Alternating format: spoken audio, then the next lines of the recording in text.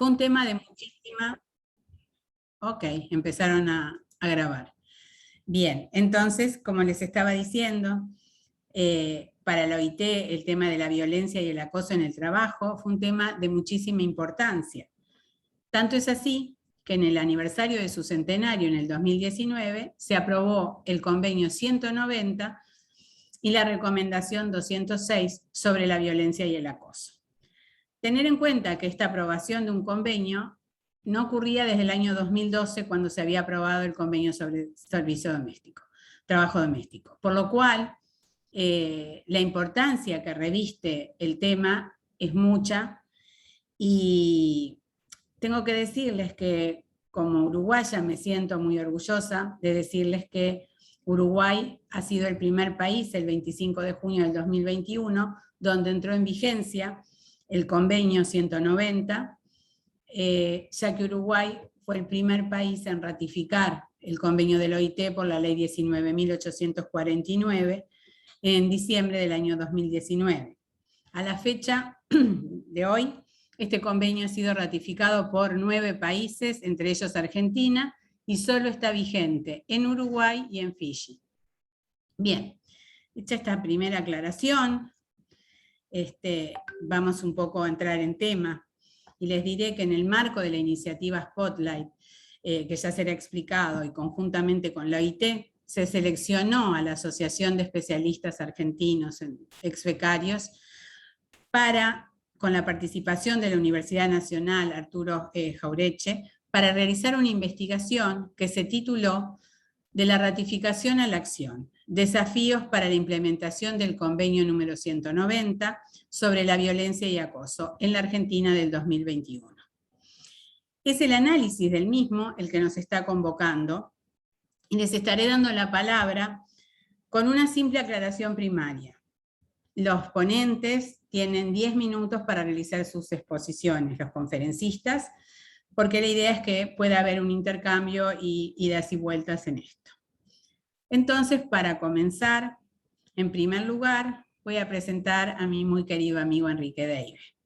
Enrique Deive es el presidente de la asociación y actualmente se desempeña como secretario de Vinculación Tecnológica y de Democratización Científica en la Universidad de Lanús. Se ha desempeñado en el cargo de director del Centro Internacional para el Desarrollo del Conocimiento de la Formación Profesional de la Organización Internacional del Trabajo, OIT-SINTERFOR, entre mayo del 2014 a agosto del 2019. Anteriormente se desempeñó desde mayo del 2003 hasta abril del 2014 como viceministro de Empleo del Ministerio de Trabajo, Empleo y Seguridad Social de la Argentina, y ha sido profesor universitario titular de la Cátedra de Introducción a las Relaciones Laborales en la Universidad de La Matanza y profesor titular del área de Sociología en la Universidad de Moreno. Enrique, si te habilitas tú el micrófono, tienes la palabra. Muchas gracias, Sandra, y en primer lugar agradecerte tu presentación y que estés acompañándonos en esta importante actividad. Para nosotros es un momento muy especial como asociación, porque es la oportunidad de presentar un trabajo que se realizó con mucho esfuerzo durante parte del año pasado y parte de este año, y que en primera instancia me gustaría agradecer a la OIT el haber confiado en la asociación para llevar adelante esta tarea. Nos llena de orgullo y de satisfacción el haber hecho un informe que ha sido valorado y considerado por expertos y por la Organización Internacional del Trabajo como un documento de gran valor, no solo para la Argentina, en la idea de ser muy útil para la implementación de la ejecución del convenio 190, sino que también puede ser un informe y un documento de referencia para otros países que están en el proceso de implementación del 190. No solo el hecho de la ratificación y de la puesta en vigencia implica también que los países deben adecuar su normativa y sus prácticas normativas y de acción para llevar adelante los objetivos y para concretar los objetivos que plantea el convenio. Yo no quiero ser muy largo en esto, simplemente agradecer y una gran satisfacción de ver tantos colegas de los distintos países que integran esta red de especialistas de relaciones del trabajo en toda nuestra Latinoamérica. Importante también que esta presentación se haga en marco de un homenaje, de un recuerdo a nuestra querida colega María Esther Férez, que nos ha dejado en este año. Y también quiero destacar que bueno, esta presencia de colegas de distintos países nos estimula a seguir avanzando en este proceso de recuperar y de trabajar en esta red latinoamericana. Creo que hemos tenido 2 años muy complejos. Todos nos hubiera gustado encontrarnos en México en el año 2020, eso no fue posible, tampoco fue posible en este año 2021, y yo hago votos para que sea posible en el año 2022. Esta necesidad de encontrarnos, esta necesidad de debatir y reflexionar de manera colectiva, creo que nos es muy necesario. Hay que tener en cuenta que el año pasado intentamos y logramos hacer el primer encuentro virtual con la participación de muchos colegas, donde comprometimos también un esfuerzo en generar esa agenda latinoamericana de relaciones del trabajo que creo que es muy, muy importante y que nuestro querido Pedro Guglielmetti siempre insiste en avanzar en este compromiso que habíamos tomado en Toledo en el 2019 para llevar adelante el tema del trabajo y la importancia del trabajo en el centro de las políticas públicas y que hoy redobla su importancia. Creo que esta red latinoamericana hay que volver a fortalecerla. Este año no hemos podido hacer un nuevo encuentro. Sería bueno volver a encontrarnos nuevamente para poder reflexionar y debatir en conjunto, pero la verdad que me es de gran satisfacción ver que hay varios colegas de los distintos países acompañándonos en este encuentro. Por último, agradecer a todo el equipo de investigación que trabajó en este documento, a todo el equipo de la asociación que acompañó y que ayudó también a desarrollar esta importante investigación.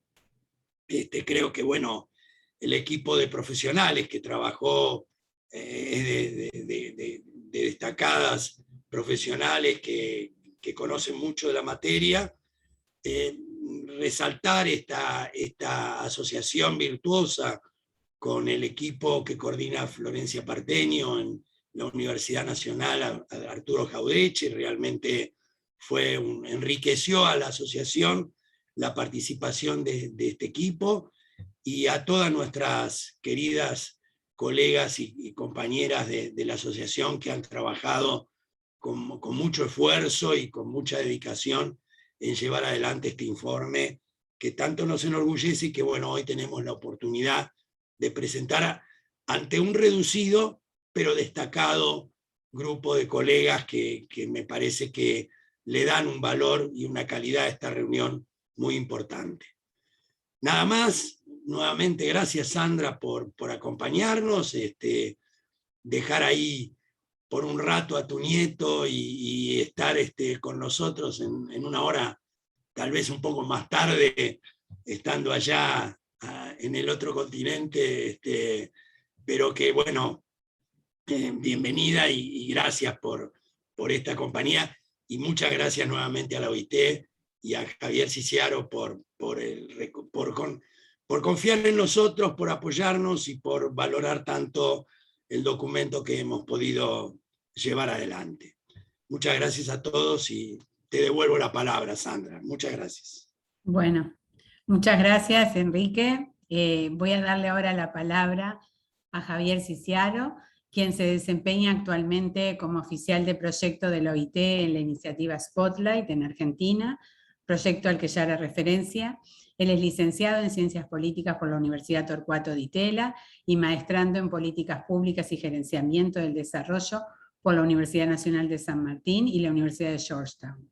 Trabaja desde hace más de 7 años en la oficina de OIT en Argentina y anteriormente se ha desempeñado en el campo de la investigación y elaboración de recomendaciones de políticas públicas en materia de protección social. Adelante, Javier, tienes la palabra. Muchísimas gracias, Sandra. Buenas tardes, buenas noches para algunos y algunos de ustedes. En primer lugar, gracias a la asociación, y dejo ahí el título largo del nombre, como bien dijo Sandra, por todo el esfuerzo realizado y también por este esfuerzo adicional en presentar, ¿no? En dar a conocer con otras colegas de muchas latitudes que hoy están presentes los resultados, ¿no? De este estudio. Como bien mencionó Sandra, yo me desempeño como oficial de proyecto de la OIT en una iniciativa que se llama Spotlight, que es una iniciativa entre el Sistema de Naciones Unidas y la Unión Europea a nivel global, cuyo objetivo es contribuir a la erradicación de la violencia contra las mujeres y las niñas. En América Latina y en Argentina, el foco particular de este proyecto tiene que ver con contribuir a la erradicación de la manifestación más extrema de esta violencia de género, como es el femicidio. Y OIT forma parte de este proyecto, y se imaginarán que el foco que venimos teniendo desde el 2019, donde empezamos a trabajar particularmente en esta agenda, y donde seguiremos trabajando el año que viene, tiene que ver con abordar el vínculo de la violencia de género con el mundo del trabajo, ¿no? En pensar, en reflexionar qué pueden hacer los actores del mundo del trabajo, ministerios de trabajo, sindicatos, empleadores, para prevenir y abordar situaciones de violencia de género. Y por supuesto ahí aparece, ¿no? el convenio 190 y la recomendación 206 como un instrumento ineludible, ¿no? Y hasta incluso no solo como una norma a la que eventualmente hay que ajustarse, sino también como una hoja de ruta, ¿no? Sobre todo si uno lee la recomendación. Es realmente un instrumento que aporta muchísimas orientaciones sobre medidas que pueden estar al alcance de las organizaciones justamente para impulsar la prevención y el abordaje de situaciones de violencia y acoso en el mundo del trabajo, ¿no? Y desde este proyecto y con este enfoque, digamos, ¿no?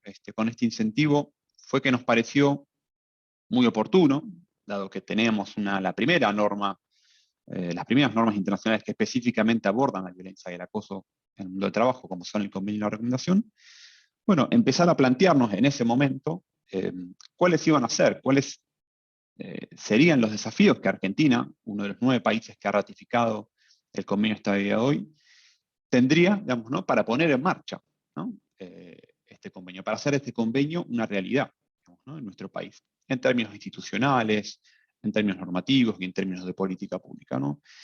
Entonces, contar con una información, con una reflexión, con un estudio al respecto, fue el incentivo que nosotros tuvimos en el marco de este proyecto y de este rol que ocupa ITEC para disparar esta investigación. Y ahí me parece que a mí me gustaría destacar al menos 3 puntos. Lo primero es, tal vez un comentario que puede sonar burocrático, pero para mí es importante. OIT realizó un llamado abierto, digamos, una convocatoria abierta para que organizaciones, universidades, especialistas se presentaran hicieran una propuesta para llevar a cabo este estudio, ¿no? Y me parece importante destacar que la Asociación de Especialistas en Relaciones de Trabajo, Grupo Bolonia, Castilla-La Mancha, Turín, creo que lo dije entero, fue la organización, la propuesta ganadora, entre otras 8 propuestas más, digamos, ¿no? Lo menciono porque me parece que no es lo mismo, digamos, ¿no? Cuando uno elige a una contraparte de manera directa, que el haber ya mostrado, o el haber podido mostrar desde el vamos, desde el primer momento, que había una calidad interesante tanto en la propuesta, en la metodología de trabajo, como en los equipos, ¿no? que compusieron todo este ejercicio.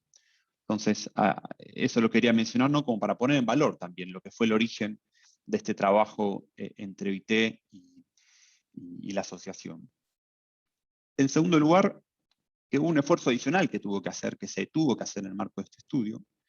Habitualmente cuando OIT se adopta un convenio internacional, se realiza un ejercicio a nivel global entre los países miembros, sobre todo en aquellos que muestran algún interés hacia la ratificación, de hacer algún estudio de brechas normativas, ¿no?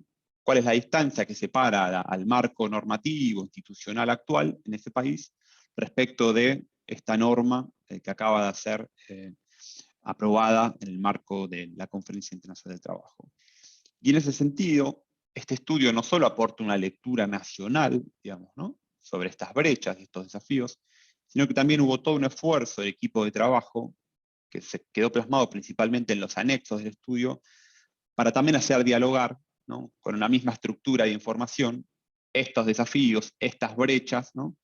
con la misma estructura que hoy te recogen otros países del mundo, ¿no? Entonces, también hay un aporte adicional de este esfuerzo, de este estudio, en ese ejercicio internacional, ¿no? que OIT siempre dispara a partir de las aprobaciones de nuevas normativas. Y lo último, y tal vez lo más importante, este fue un estudio que no solo tuvo un ejercicio muy profundo de desk review, como lo llamamos a veces en los términos de referencia, pero donde también hubo un enorme proceso de entrevistas, seguro que de esto van a hablar el equipo de trabajo. Hubo un taller de validación tripartito, o sea, se hicieron consultas con las contrapartes sindicales, las contrapartes de empleadores, las contrapartes de gobierno, principalmente el Ministerio de Trabajo, pero también el Ministerio de las Mujeres, y de la misma manera hicimos una presentación que sirvió como un insumo, un disparador, para que todos estos actores, a partir de este estudio, bueno, pusieran sobre la mesa cuáles son los desafíos que identifican para que Argentina ya no solamente ratifique, sino implemente medidas que den cumplimiento a este convenio, ¿no? Y en ese sentido retomo lo que Enrique mencionaba, es un estudio que a nosotros, digamos, nos han siempre hecho llegar valoraciones muy positivas, ¿no?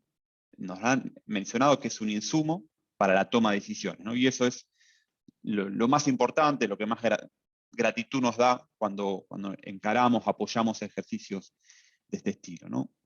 Y creo que lo va a seguir siendo. Tenemos por lo menos en el marco de este proyecto un año de trabajo por delante.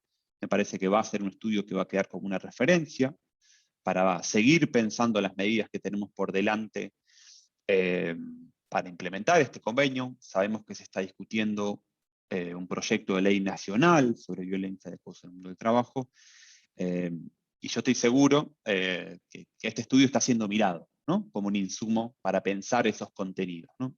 Entonces me parece que ahí hay un objetivo cumplido que para nosotros ha sido fundamental, y bueno, desde ahí el agradecimiento y las felicitaciones a todo el esfuerzo que realizó este equipo de trabajo, y que bueno, creo que inaugura una discusión que va a seguir, digamos, ¿no? por un tiempo, al menos en nuestro país. Así que de mi parte, muchísimas gracias, felicitarlos y bueno, interesado también en escuchar reflexiones del intercambio de estas notables especialistas que acompañan este próximo rato.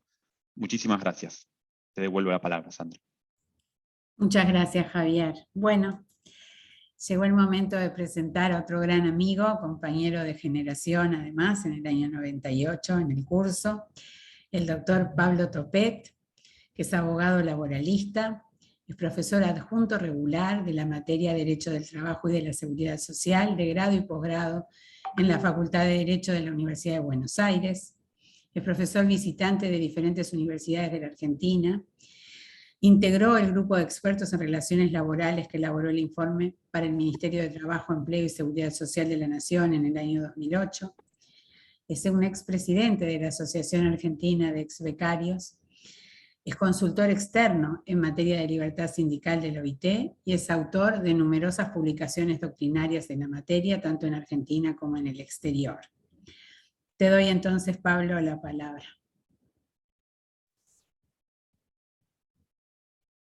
Tenés que desmutearte. Bueno, decía, muchísimas gracias, Sandra. Buenas tardes a todos y a todas. Es para mí muy grato compartir esta jornada con los amigos y las amigas de mi país y de América Latina. Lo veo a Rafael, la veo a Cita, a Sandra, compañeros de promoción, hace muchos, muchos, muchos años. Y es más grato aún para mí hacerlo en un homenaje a la querida y entrañable María Esther Férez. Es realmente emocionante su presencia que nos acompaña. Como adelantó Enrique, la tarea llevada a cabo implicó un gran esfuerzo, un esfuerzo extraordinario, diría yo, de investigación, de estudio, de coordinación, y no menos importante, de tiempo, porque tuvimos un plazo exiguo, después pudimos reformular algunos de los términos, pero el plazo para hacer la tarea fue muy exiguo. De modo tal que bajo la dirección del propio Enrique se conformó un equipo de investigadoras, de expertas en la materia, integrantes de la asociación, a la que se sumó un grupo, quiero leerlas, quiero decir sus nombres, una por una, de colegas que trabajan bajo la dirección de nuestra amiga Florencia Parteño. El grupo de investigadoras, bajo la dirección de nuestra querida Verónica Carpani, lo integraron Nuria Ape, Cecilia Bacheta, Rafaela Boneto, Tati De Marchi, Victoria Flores Beltrán, Rocío de Hernández, Florencia Parteño, Mariana Pucciarello, Mariana Rabaya, Marcel Peralta, Yuta Marx, Ailena Maraz y Julia Doniza, con tareas de ayuda al grupo. Es decir que un grupo muy, muy importante, muy significativo de expertas en materia de derechos humanos y género.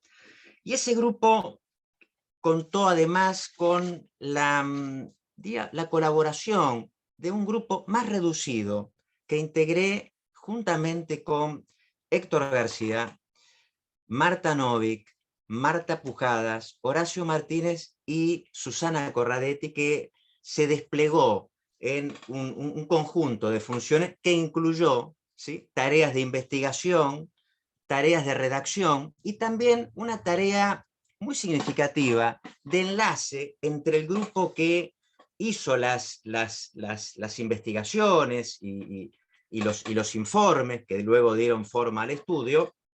Ella fue, de alguna manera, una suerte de coordinadora muy, muy activa en la propia redacción del estudio. Y, por supuesto, el grupo asesor, que no tiene el mérito de las investigadoras que efectivamente le pusieron las horas, el cuerpo, sino que contribuyó de una manera muy interesante, creo yo, con sugerencias, con comentarios, con ideas que de alguna manera, creo, robustecieron el texto final, lo enriquecieron, diría yo.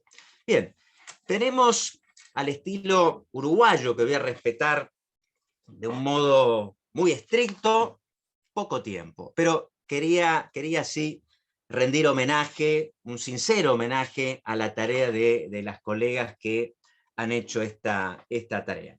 De lo que trata el texto, también Javier ya ha dicho algo, introdujo Enrique. Ustedes saben que este es un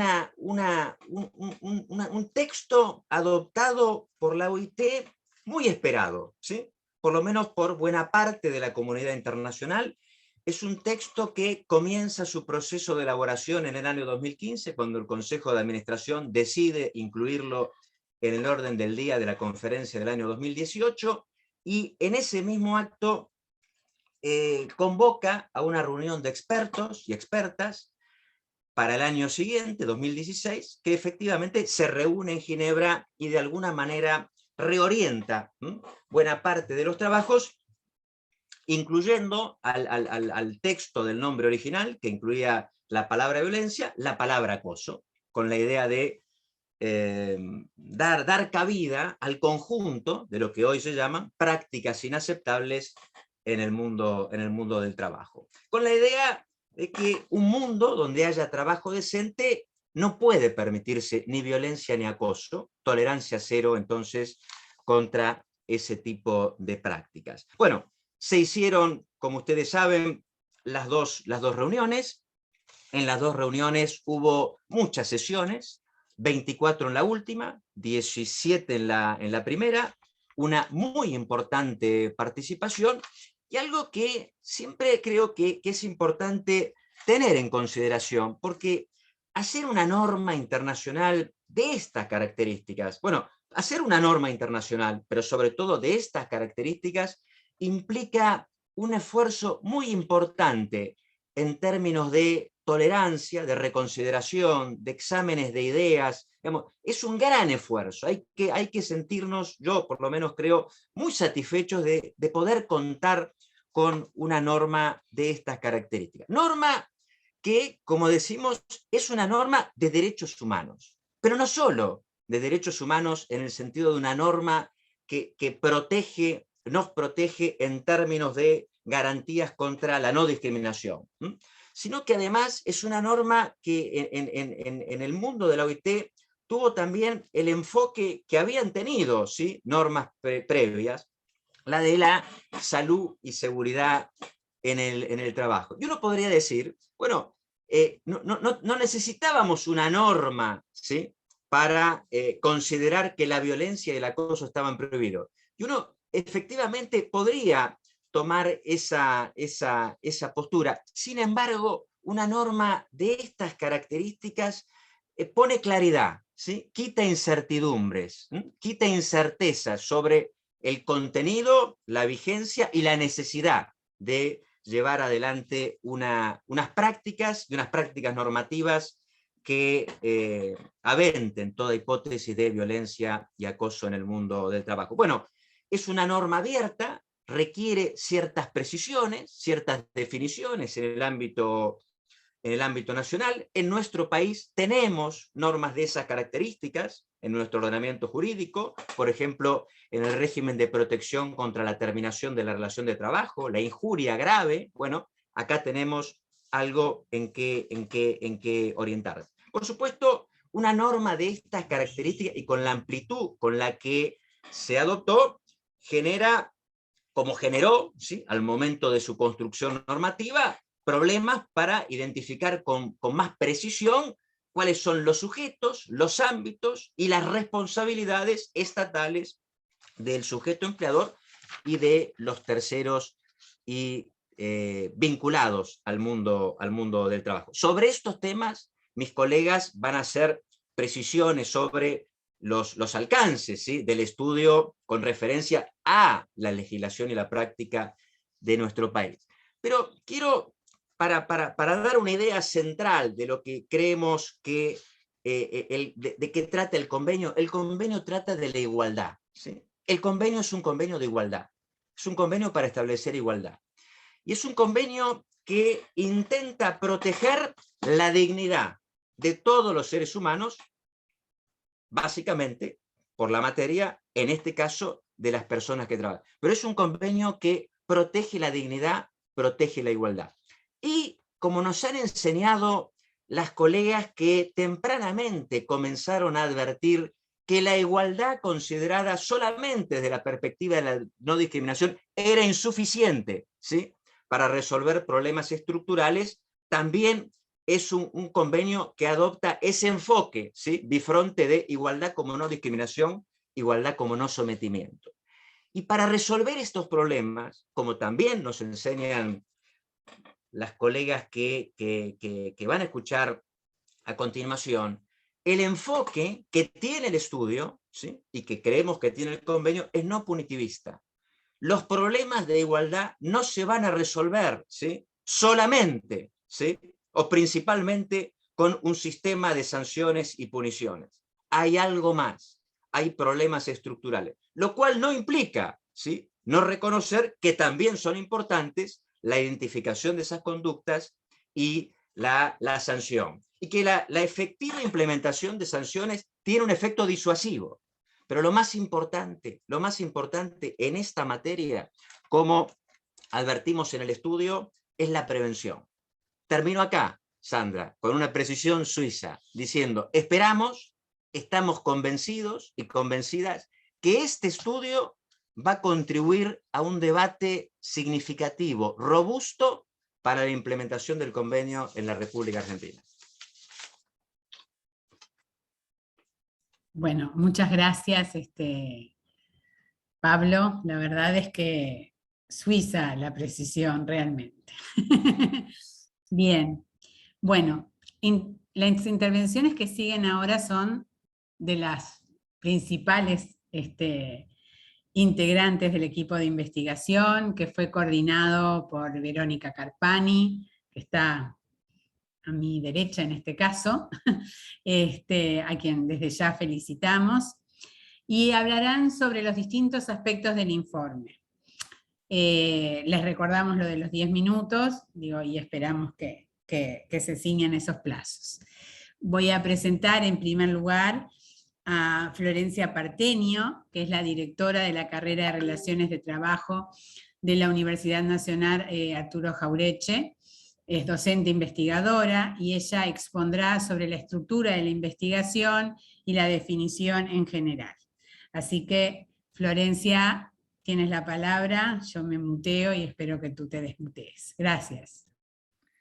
Bueno, muchas gracias Sandra, y a todos y a todas las colegas que están presentes, y pensaba que hace un año atrás estábamos en pleno trabajo de campo, una investigación que se realizó en plena pandemia, y bueno, también fue un desafío para el diseño de los instrumentos metodológicos y para la coordinación de un equipo interdisciplinario, llevar adelante, como decía Javier, este estudio que en nuestras expectativas justamente buscaba contribuir a muchas de las cuestiones que ustedes fueron mencionando, y que también se abre un camino no solamente en Argentina, sino en América Latina, para avanzar en la ratificación en otros países y en la efectiva implementación. Así que creemos que es el aporte central que consideramos que este estudio viene a realizar, y por supuesto el compromiso de todo este equipo de investigadoras e investigadores que llevaron adelante esta labor. Concentrándonos más en el trabajo, ahora en breve también vamos a poner los links con la publicación del informe oficial que está en la web de OIT, porque también es un instrumento que a ustedes les permite difundirlo, compartirlo en sus equipos de investigación y en sus organizaciones. Por supuesto que fue un trabajo donde diseñamos una estrategia de investigación que nos permitiera abordar, por un lado, un profundo análisis documental para tener una foto concreta de cuál era la situación normativa en Argentina. Ese corpus que se fue constituyendo recorrió, digamos, podemos decir, 4 grandes dimensiones. Por un lado, lo que implicó el análisis documental de la normativa específica en relaciones del trabajo, un poco lo que mencionaba recién Pablo, y por otra parte, analizar, bueno, cuál era la normativa preexistente en materia de prevención de la violencia de género, dado que Argentina había dado pasos concretos, incluso en esta mirada de pensar las personas en el mundo del trabajo no desde una mirada binaria y heteronormativa, sino justamente pensar en qué pasaba con colectivos especialmente vulnerados por su condición de género o su condición sexogenérica, y en ese sentido el estudio que realizamos se realizó también en el marco de discusiones muy importantes en Argentina, como fue, por ejemplo, el día que estábamos presentando el taller de validación, se estaba discutiendo la ley de cupo trans en la Argentina, y eso nos parece central, cómo vamos articulando las discusiones y los avances en materia de derechos, y cómo también vamos trabajando en esta línea de pensar, bueno, ¿qué sería un mundo libre de violencia? Bueno, en este sentido es que ese análisis documental, ustedes van a encontrar en el estudio un trabajo muy minucioso que va recuperando estas diferentes normativas, y también cuáles son las referencias en Latinoamérica a las cuales se apoya, por ejemplo, la discusión en términos de violencia de género, lo que fue el aporte fundamental de la Convención de Belén do Pará, lo que fue el aporte de la CEDAW, digamos, son pilares que nos permiten referenciarnos en estudios y en normativa internacional en materia de protección de los derechos humanos. Y creo que esto es fundamental decirlo, ¿no? Reafirmar una y otra vez que nuestros estudios tienen como base pensar en la importancia de la defensa de los derechos humanos a nivel internacional y particularmente en Argentina, con lo que implica eso para nuestra historia. Otra de las dimensiones que analizamos en este corpus fue la batería de políticas públicas que había, cuáles se estaban empezando a diseñar. Piensen que este estudio se realiza en el primer año de la pandemia y en el primer año de la administración de un nuevo gobierno. Entonces nos encontrábamos con lineamientos o políticas que estaban implementándose y otras que se habían, venían desde el 2019, o sea, desde la administración anterior. Entonces vamos a encontrar también ahí un trabajo muy minucioso sobre qué políticas existían y, bueno, por supuesto, las recomendaciones que este estudio presenta en esa línea. Por otra parte, las sentencias judiciales, nos parecía importante también recuperar cuál había sido el recorrido en ese sentido en materia de sentencias, y también cuáles habían sido las acciones impulsadas en términos de diálogo social, ¿no? Pensando que uno de los puntos centrales de esta normativa tiene que ver con pensar las instancias de negociación colectiva. Bueno, ahí teníamos un área central que no podíamos dejar vacante. Este corpus fue analizado y fue central también para luego poder identificar las brechas que teníamos en Argentina y cómo el diseño y la implementación podía venir a complementar lo que ya teníamos. Y por otra parte, había que escuchar con mucha atención a los actores claves del mundo del trabajo, dado que el convenio piensa en el mundo del trabajo y el trabajo en términos amplios, no acotado a un ámbito o un sector de actividad, sino que, por ejemplo, piensa el trabajo en los sectores formales, pero también en los sectores informales. Eso es un enorme desafío para pensar las acciones y la prevención de la violencia. Entonces, fuimos a recorrer y articular un diseño que ahí sí, nuestro diseño fue flexible en términos metodológicos y diseñamos una guía de entrevistas semiestructurada. Ahí tuvimos un trabajo central con una pionera en términos metodológicos que es Jutta Marx, y con Marcel Peralta, que articulamos todo lo que fue el instrumento de recolección. Tenía que ser un instrumento que permita recuperar las dimensiones de análisis, pero al mismo tiempo complejizar qué implicaba entrevistar al sector empleador, a los sectores empresarios, a las organizaciones sindicales y, por otro lado, a representantes de agencias estatales y ministerios concretos que nos interesaba analizar. Por ejemplo, el Ministerio de Trabajo, Ministerio de las Mujeres, recientemente creado en lo que fue el 2020, Ministerio de Desarrollo Social, digamos, poder pensar que el instrumento permita relevar esa complejidad, pero al mismo tiempo pensar en la especificidad de los actores que estábamos entrevistando, incluso aquellos que entrevistamos en el sector universitario, en lo que fue la red interuniversitaria RUGE, que también está haciendo un aporte y una contribución en el marco del Spotlight. Entonces también es interesante leer esto desde varias caras, ¿no? Y en este sentido las entrevistas, bueno, nos arrojaron un material que fue interesante para triangular en términos metodológicos con el análisis que ya teníamos.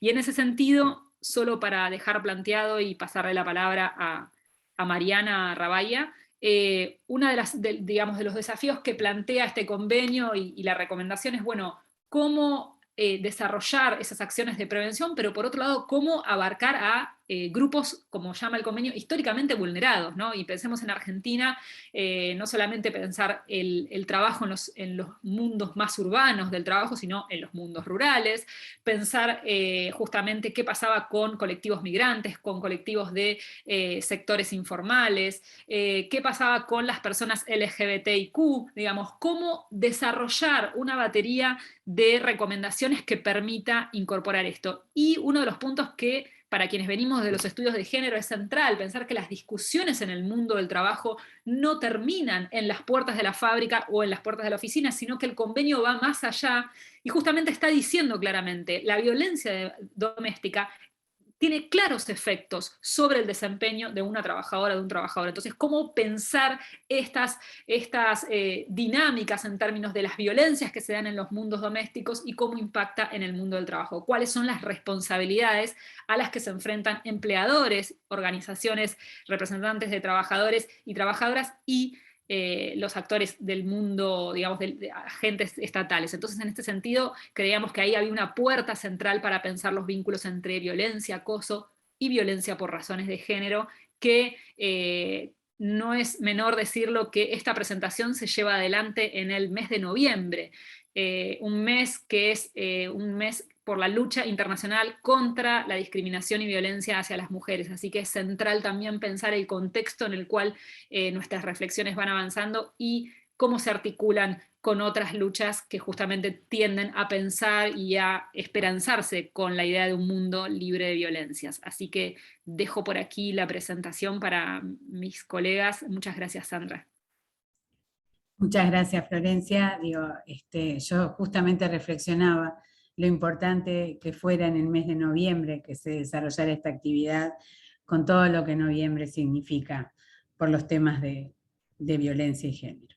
Bueno, voy a presentar ahora a Mariana Rabaya. Mariana Rabaya es antropóloga, profesional experta del Ministerio de Trabajo, Empleo y Seguridad Social. Hizo cursos de posgrados en la UBA, en Flaxo, y es especialista latinoamericana en relaciones laborales de la Universidad de Castilla-La Mancha. Es docente e investigadora de la UBA y de la Universidad Nacional de Moreno. Mariana Rabaya va a exponer sobre la ampliación del reconocimiento de la protección en el convenio y la inclusión de la economía informal. Mariana, te damos la palabra.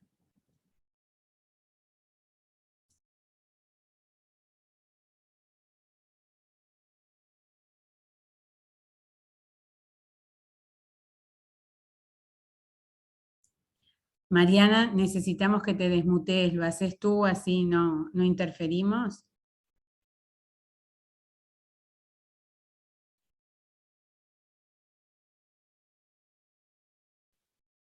Ahí, bueno, te volviste a mutear, te habías desmuteado. Ahí, ahora sí, muy bien. Dale. Perfecto. Bueno, buenas tardes. Para empezar, no puedo dejar de agradecer a la asociación y a todos y todas mis compañeros y compañeras con los que trabajamos tanto y que permiten que en esta ocasión esté aportando, representando parte de un esfuerzo enorme tal como se dijo antes. Mientras hablaban recién pensaba en la importancia y en lo revelador que es el convenio en torno a la lucha por el reconocimiento de distintos sectores, ¿no? El convenio viene a reconocer y a proteger, pero a su vez también, digamos, en materia de inclusión de la economía informal, que es de lo que voy a tratar de hablar, digamos, tiene como una doble lupa, ¿no? Por un lado, el reconocimiento de el derecho a un mundo libre de violencia y acoso, por un lado, pero también el reconocimiento que los trabajadores y trabajadoras, independientemente de su situación contractual, ¿no? Entre los que se incluyen trabajadores de categorías muy heterogéneas, es decir, a los trabajadores de la economía informal, y esto está reconocido en el convenio, de la misma manera en que se destaca, y es para destacar la amplitud que tiene en torno a la inclusión de todos los sectores, público-privado, economía formal, informal, como bien lo dijo recién Florencia, zonas urbanas y rurales. Y en este sentido, es importante para poder plantear el derecho, digamos, la amplitud de este convenio pensando en lo que, en el campo de la economía informal, la institución también de un nuevo derecho humano, el derecho a trabajar, como decíamos recién, en un ambiente libre de violencia y de acoso.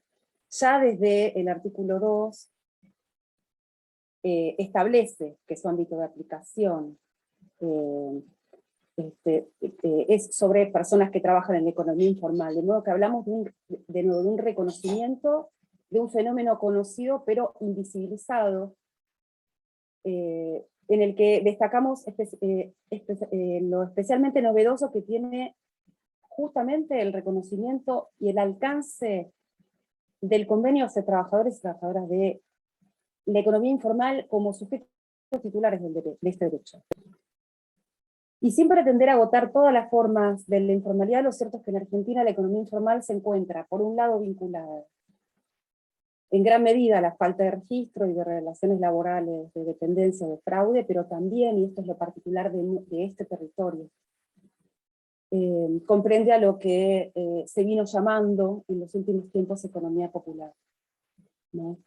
Que en los últimos tiempos vino construyendo normas relativamente recientes, como decía recién, que dan cuenta de que la economía popular es y puede ser una vía de reconocimiento y protección de derechos, incluso al partir de convenio. Conviene entonces empezar aclarando, especialmente para los que no son de Argentina, a qué nos estamos refiriendo con economía popular en este trabajo en particular. No es particularmente una categoría analítica, académica, sino que en realidad proviene de la organización popular, se orienta al campo de la economía social, del trabajo asociativo, independiente, y en general refiere a una serie de iniciativas heterogéneas que se han diversificado mucho en los últimos 20 años en Argentina, que están sobre todo impulsadas desde el activismo de organizaciones territoriales, movimientos sociales, trabajadores de fábricas recuperadas, muchas generadas a partir del diseño de políticas sociales de inclusión sociolaboral, frente a las crisis socioeconómicas y altos índices de desempleo. En este sentido, la economía popular, digamos, para pensarla en relación y para fundamentar por qué estamos pensándola tan cercana, tan incluida dentro de la economía informal y del convenio, es que emerge como un espacio de representación de un conjunto de trabajadores y trabajadoras que no poseen relación salarial, ¿sí? Y que viene cobrando justamente centralidad en la agenda social y política de nuestro país. Principalmente en torno a la expresión de demandas por derechos laborales, por trabajo, a partir de la organización de una confederación de trabajadores de la economía popular. Una de las particularidad que está en el centro de este reconocimiento tiene que ver con que su relación laboral en realidad tiene la particular esto de asumirse trabajadores sin patrón, o lo que se conoce como patrón oculto en condiciones de precariedad y de alta informalidad. De esta manera se vino impulsando en los últimos años la sanción de una serie de leyes que empezaron en Argentina a reconocer la actividad laboral de este colectivo de trabajadores y de trabajadoras, que permitió que empezaran a contar con una legislación y una institucionalidad propia. Me refiero al Registro Nacional de la Economía Popular, RENATEP, al Consejo de la Economía Popular y Salario Social Complementario, veo la hora y me voy a apurar un poco, digamos, y bueno, esto supuso también la posibilidad de registrarse en la categoría tributaria del monotributo social. Una serie de instrumentos se fueron desarrollando a lo largo de estos años que permiten empezar a proteger a personas que están realizando una actividad productiva y ven dificultadas su inserción en la economía formal, en muchos casos por estar en una situación de vulnerabilidad social y por la crisis del mercado de trabajo. Estamos hablando de cobertura de salud, estamos hablando de apoyo estatal en parte del salario. De esta manera, digamos, se empezaron a crear espacios institucionales que justamente tendieron a garantizar a los trabajadores y trabajadoras derechos, considerando las particularidades del sector. Es decir, visibilizando a quienes participan de ese espacio, con seguridad social a cargo del Estado, negociación, la posibilidad de negociar ese salario en una instancia legítima, y en definitiva, si bien se puede desarrollar muchísimo más, estos aspectos son el reflejo de la lucha por el reconocimiento de un lugar ante la sociedad y ante el Estado.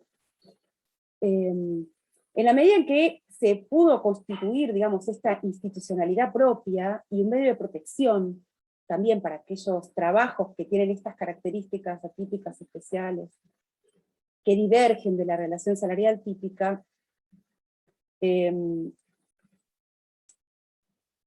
Digo, lo digo de nuevo, digamos, es importante volver a poner en claro que no estamos hablando de trabajo en condiciones de fraude, ¿no? De fraude laboral, sino de trabajadores sin patrón que han logrado construir un lugar social, un sitio, un locus social, que permite reivindicar una identidad y ejercer demandas ante la sociedad del Estado en esta clave. Una norma como la del convenio 190, entendemos que permite apoyar la idea, apoyarse en la idea de que la economía popular también es una vía de reconocimiento y protección de derechos, a la que se suma el convenio. ¿Por qué? Porque se suma ahora el reconocimiento del derecho al trabajo libre de violencia y acoso. Brevemente, para caracterizar al sector en un par de líneas. Cuando hablamos de economía popular o de este sector organizado de la economía informal, estamos hablando, según el RENATEP, es decir, el Registro Nacional de la Economía Popular, de 2.830.000 personas según el registro de agosto de este año. Y según indican las fuentes del Ministerio de Desarrollo Social, hay cerca de 200.000 personas que se van agregando, se van inscribiendo en el registro mes a mes. Y estamos hablando de un registro que va desde julio, que se abrió en julio del 2020 y llega este informe, es decir, un año. Los inscriptos son mayores de 18 años, bueno, no tengo tiempo para desarrollar demasiado esas características, pero baste decir que estamos hablando de ramas de la economía como servicios sociocomunitarios, comercio popular, servicios personales, otros oficios como recuperación, reciclado, servicios ambientales, construcción, infraestructura social, mejoramiento ambiental, agricultura familiar, industria manufacturera, agricultura familiar y campesina, transporte, almacenamiento.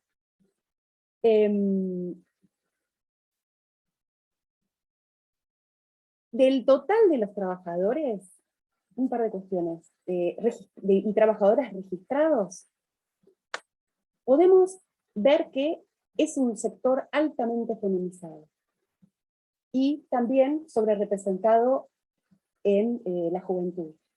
Por ejemplo, se destaca una mayoría de mujeres, el 57% de la población inscripta en el RENATEP son mujeres.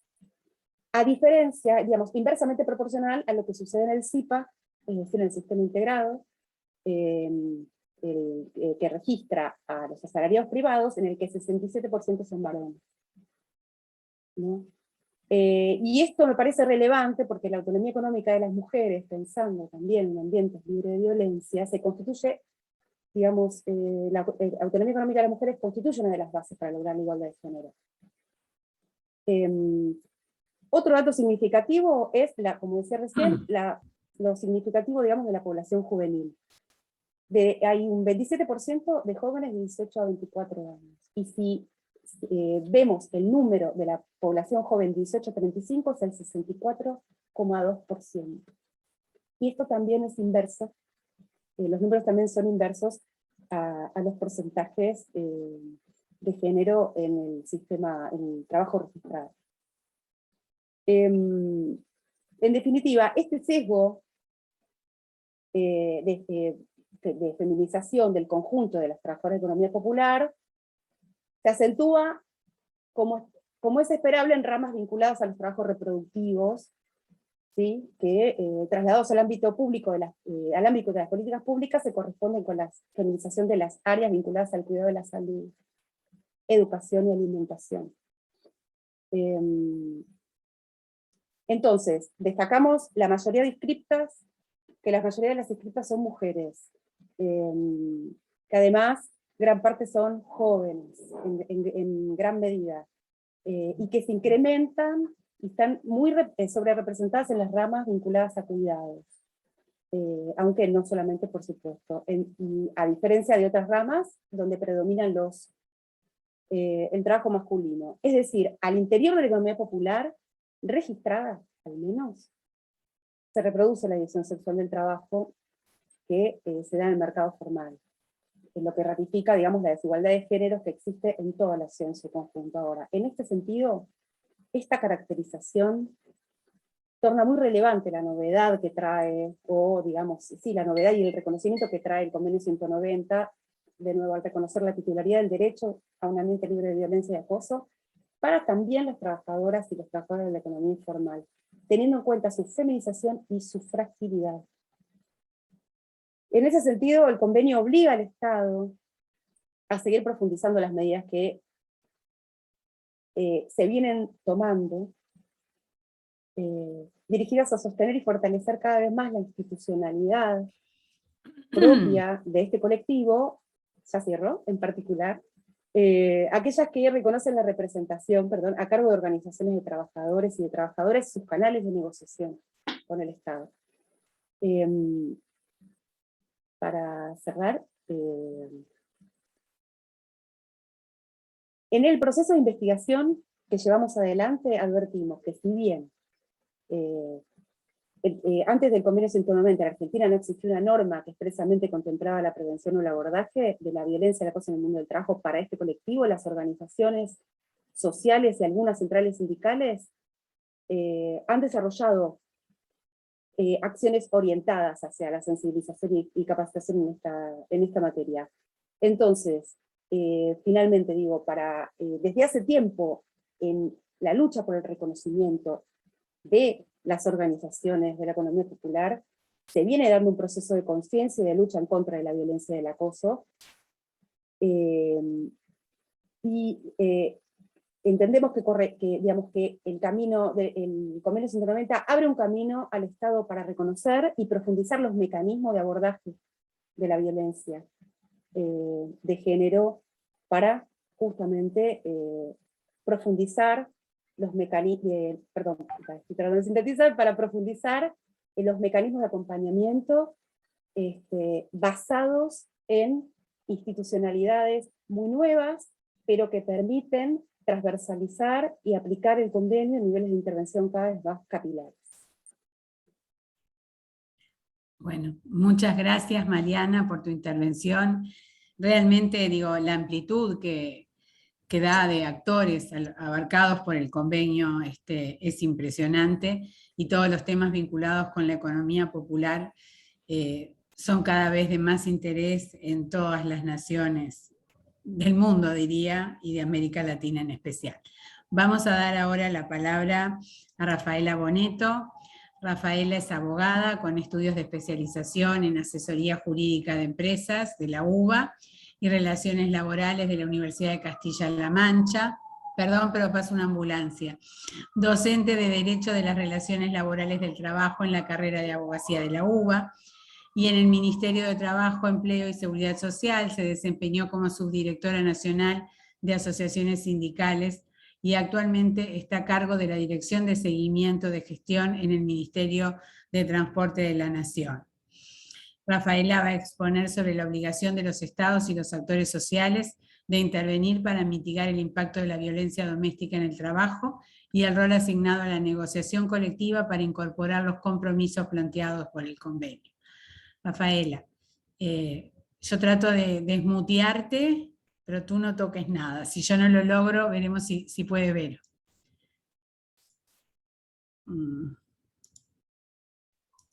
Ahí estás. Bueno, no. Ahí está. Perfecto. Gracias. Bueno, no voy a robar mucho tiempo, pero también me quiero sumar a las palabras de agradecimiento que todas señalaron, y en especial que dijo Mariana.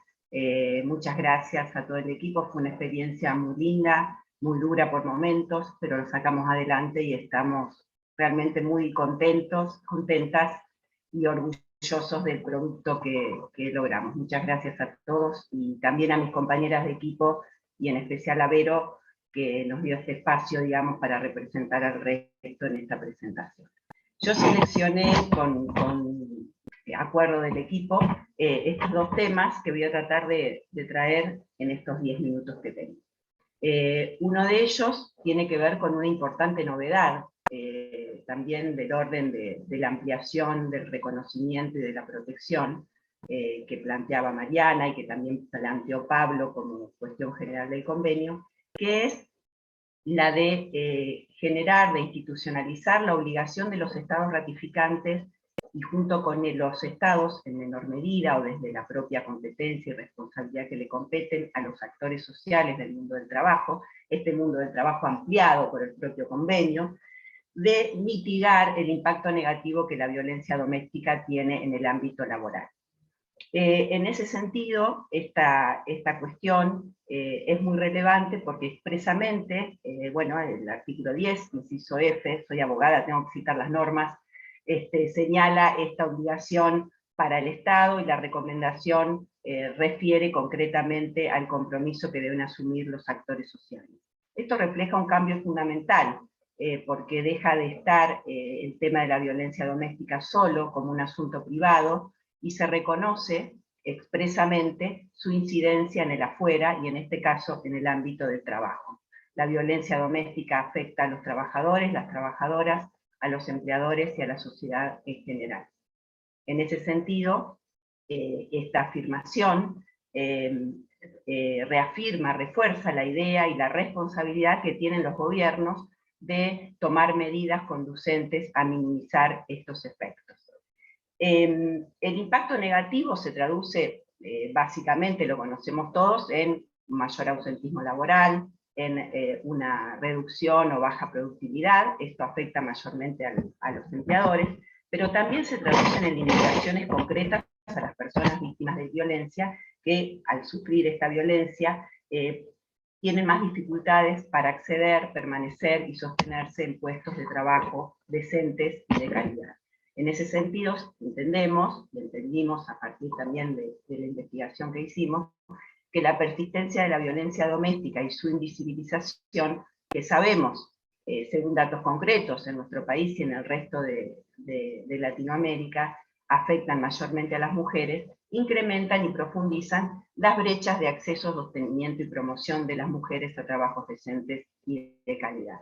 En este sentido, el convenio, con esta novedad, nos obliga a poner foco en la relación directa que existe entre las condiciones en que las mujeres se incorporan al mercado de trabajo y la perpetuación de ciertas violencias y desigualdades. También el convenio con esta novedad nos abre otro espacio, que es el de la posibilidad, otro espacio que genera responsabilidad y compromiso, ciertamente, que es el de encontrarnos y considerar el ámbito laboral como un espacio apto para prevenir la violencia. No solo la violencia del propio espacio de trabajo, sino la violencia doméstica. En ese sentido, dotar de formación y de herramientas a los actores colectivos e individuales del mundo del trabajo va a favorecer a generar una comunidad en el empleo, generar un espacio en el trabajo que sea apto para detectar de modo temprano la violencia doméstica y para acompañar a las personas que la sufran. También, concretamente, obliga a los estados a incorporar en sus políticas de salud y de seguridad la violencia doméstica y también la violencia laboral como riesgo psicosocial, cuestión que es altamente importante y que en la mayoría de los países, por ejemplo en el nuestro, no está previsto hasta el momento como tal. Y es muy importante que sea considerado, porque básicamente entre los efectos negativos de la violencia doméstica hacen que las mujeres y las personas que la sufren, digo mujeres porque son las que mayormente lo sufren, aunque no exclusivamente, y también están comprendidos los varones en esta protección y otras diversidades, se ven perjudicados porque además de la situación particular de violencia, el concurrir al trabajo para no perder ese espacio, para no perder ingresos, pueden ponerlos en condiciones de tener más riesgos de sufrir accidentes laborales.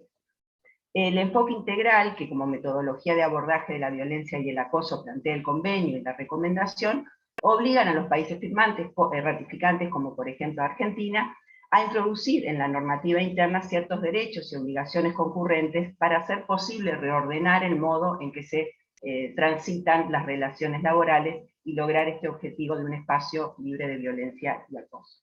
La recomendación 206, a la que refirió también Pablo, en el sentido de una guía no me acuerdo ahora si fue Pablo Javier, pero alguno de ellos hizo referencia a la importancia que tiene en particular esta recomendación 206, porque es realmente una guía muy concreta hacia la implementación, establece una serie de sugerencias en cuanto a dispositivos concretos de tutela para los trabajadores y las trabajadoras en orden a mitigar los efectos de la violencia doméstica en el trabajo.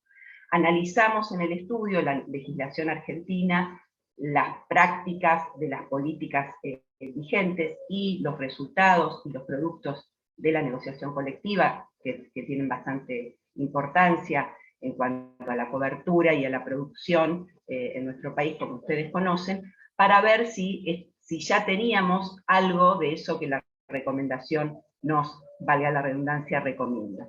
Ahí encontramos que no tenemos una norma heterónoma de alcance general y obligatorio que prevea la mayoría de los dispositivos, como son licencias, modalidades de flexibilización de jornada, protección contra el despido por causa, por el efecto de la falta de cumplimiento en función de sufrir violencia doméstica, la inclusión del riesgo como riesgo psicosocial. No tenemos ninguna norma genérica que contemple estas condiciones, salvo concretamente alguna norma de alcance limitado al sector público y docente en algunas jurisdicciones como la provincia de Buenos Aires. Sí, verificamos y relevamos, y ustedes pueden informarse leyendo el extensísimo informe que preparamos, varias políticas y programas, algunas a cargo del Ministerio de Mujeres de reciente creación, como el Plan Acompañar, y otras de un poco más larga data, pero también interesantes, del Ministerio de Trabajo, introducidas en el año 2013, cuando se consideró abonar y acompañar a través del servicio de acompañamiento al acceso al empleo para personas desempleadas, en especial a víctimas de violencia. Pero queremos hacer foco para tomar en cuenta el otro tema que queríamos destacar, la producción de Argentina en relación a este tema y a la violencia y acoso en el mundo del trabajo desde la negociación colectiva. Tenemos que, obviamente, como cualquier convenio de la Organización Internacional del Trabajo, le da una relevancia al tripartismo, a la consulta, a la participación de los actores sociales y a la negociación colectiva como instrumento específico del diálogo social, entendiendo que es una herramienta muy eficaz para poder lograr las transformaciones que necesitamos para hacer efectivo este nuevo derecho humano de trabajar en un ambiente libre de violencia y acoso. En el relevamiento encontramos que el mayor desarrollo, hasta la fecha, nosotros tomamos un rango de acuerdos y convenios cerrando el año 2019, porque en el 2020, lamentablemente, debido a la situación de pandemia, la producción de la negociación colectiva tuvo que andar otros caminos.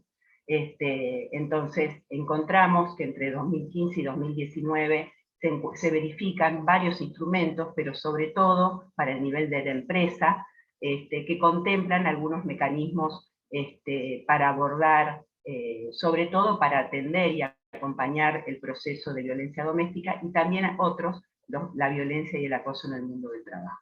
En cambio, en el sector público, sobre todo la Administración Pública Nacional y el sector público de varias provincias, como señalé hoy también la provincia de Buenos Aires, han avanzado muchísimo a través de la negociación colectiva, incluso generando acuerdos sobre protocolos con un carácter bastante integral para el abordaje de la prevención, erradicación de la violencia y el acoso en el mundo del trabajo. En el sector privado, decía, los acuerdos más tienen que ver con el nivel de empresa, y en el nivel de actividad lo que encontramos son una mayoría de cláusulas más bien de programáticas, de declaraciones y reafirmaciones de principios que son muy relevantes, pero sin un contenido concreto de tutela con instrumentos y herramientas idóneas o encaradas hacia ese efecto. Una cuestión que me parece importante aprovechar a destacar es que el avance de la negociación colectiva en el sector público también tiene que ver con que ya en el 2006, por ejemplo, en la Administración Pública Nacional, el convenio marco creó un órgano bipartito específico la CIOT, la Comisión de Igualdad de Oportunidades y de Trato, al que le asignó unos objetivos muy claros en orden a remover la discriminación y la desigualdad de oportunidades entre varones y mujeres, trabajadores y trabajadoras discapacitadas y discapacitados, y con el objetivo de erradicar la violencia. La creación temprana de este órgano particular dentro de lo que es el proceso de la negociación en el sector público nacional trajo aparejado que ya en el 2018 la administración pública tiene una licencia con un circuito, digamos, de protección también muy puntual y con algunos dispositivos interesantes, y más allá de que tiene una visión un poco punitivista en algún sentido, porque indican los procesos de aplicación de sanciones, también prevalecen y tienden a prevalecer los principios de confidencialidad y no rediscriminación. Acá lo que me parece importante destacar como novedad es que recientemente fue publicado la aprobación de un nuevo protocolo marco que fue elaborado por la CIOT junto con el Ministerio de Mujeres, que realmente amplía su ámbito de aplicación, contemplando también un concepto de violencia, valga la redundancia, más amplio, en consonancia con el convenio 190. Esto es muy relevante, porque antes se aplicaba solo a las relaciones jerárquicas y solo a los trabajadores conveniados, y ahora se extiende a todos los trabajadores del sector público nacional, independientemente de su contratación, y sabemos que aún tenemos trabajadores que tienen modalidades aún que, también no laborales, que van a quedar comprendidos. Pero bueno, esto es muy importante, pero no deja de ser para un sector que es el sector público. En el sector privado falta mucho por hacer, aunque se encuentran algunos acuerdos bastante interesantes, algunos que no solo otorgan una licencia, sino también algunos dispositivos de acompañamiento, como asistencia psicológica a través de la obra social sindical, asistencia médica, incluso en algún caso la proporción de una ayuda económica para una estadía fuera del hogar de la mujer y su familia en caso de haber sufrido, por ejemplo, violencia doméstica. Esto no es extendido, pero nos parece importante destacarlo porque son modelos a tomar en cuenta. También advertimos que para pasar de la declaración de principios a la incorporación de instrumentos más válidos, más concretos de prevención y de tutela, hace falta un trabajo importante, no solo de compromiso de los actores sociales involucrados en la negociación colectiva, sino también del Estado, de promover la incorporación de estos contenidos, y en ese sentido nosotros, a partir de las brechas que encontramos, que son básicamente todavía una escasos contenidos de género en particular, pero también del abordaje de violencia y acoso en la negociación colectiva, pensamos que el Estado debería poder jugar con las herramientas ya vigentes y propiciar la extensión de aquellas que propician una mayor representación de las mujeres en los órganos de toma de decisiones de las organizaciones tanto sindicales como empresariales y en las unidades de negociación. Tenemos nosotros una ley de cupo sindical femenino que ya cumplió o va a cumplir también en noviembre, creo, 20 años, y que todavía sigue siendo de aplicación bastante reducida. Se han emitido alguna norma así aislada, instando no ya el cupo del 30%, sino la paridad en las organizaciones representativas de empleadores, a partir de una pauta para asociaciones civiles, que tiene un alcance restrictivo en la Ciudad de Buenos Aires, está siendo cuestionada judicialmente, pero es una primera norma que empieza a traer a la luz la necesidad de que desde el gobierno, desde el Estado, se impulsen políticas que promuevan una mayor representación femenina. ¿Por qué? Porque pensamos, está probado, que mientras más mujeres participen de la negociación colectiva y de los sectores de las unidades de discusión, tenemos más chance de que se incorporen estas temáticas, porque básicamente son a las mujeres a quienes más nos afectan. Y en las entrevistas que concretamente tomamos... un poco, Rafaela. Bueno, un solo comentario y termino. Gracias.